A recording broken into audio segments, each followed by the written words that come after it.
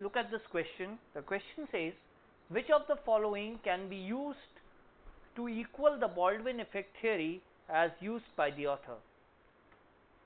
Now the question comes from the passage which precedes it. So let's look at the passage. This is the passage. The passage was talking about language in humans being evolved culturally rather than genetically, right? And it spoke about how language has a cultural influence in evolution rather than any genetic influence. So now if I go back to the question,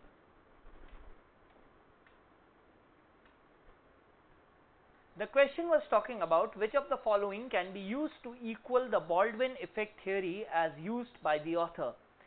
Now the answer to this question can be found in the first paragraph of the passage. So let's look at the first paragraph.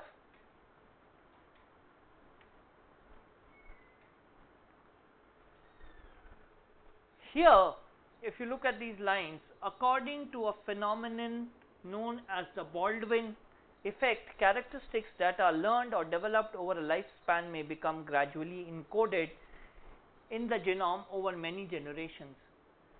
Because organisms with a stronger predisposition to acquire a trait have a selective advantage. Over generations, the amount of environmental exposure required to develop the trait decreases, and eventually no environmental exposure may be needed. The trait is genetically encoded. So what the author is trying to say, that in the beginning, the for an effect to take place,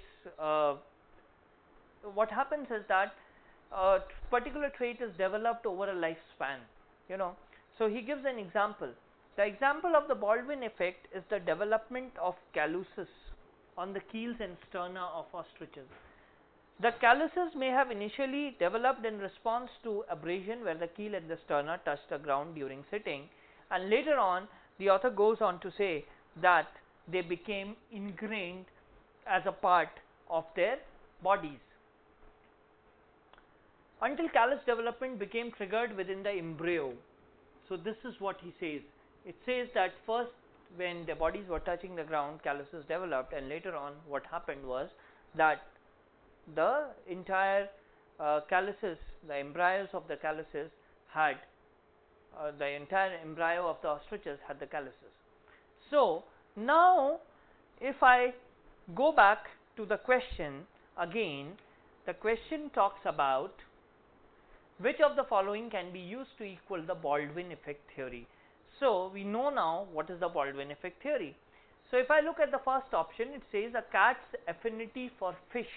Now a cat's affinity for fish has got nothing to do with the Baldwin effect, right? Because a cat may develop an affinity for fish, some of the cat might not even have an affinity for the fish. So it's more a subjective matter, so it goes for a toss. A snake's hissing. Now how do I negate this? This option is very sensory in nature, it's not at all related to the Baldwin effect. If I come to option number 3, the petering of the tailbone in humans, yes, this is something which might have happened over a period of time, so I'll keep it at bay as of now. Let's look at the fourth one, a woodpecker's nest in the trees. No.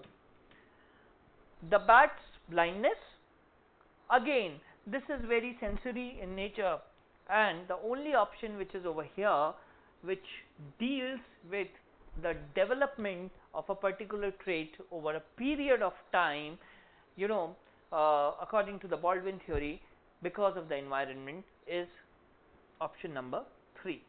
So that is how this question can be solved. Thank you.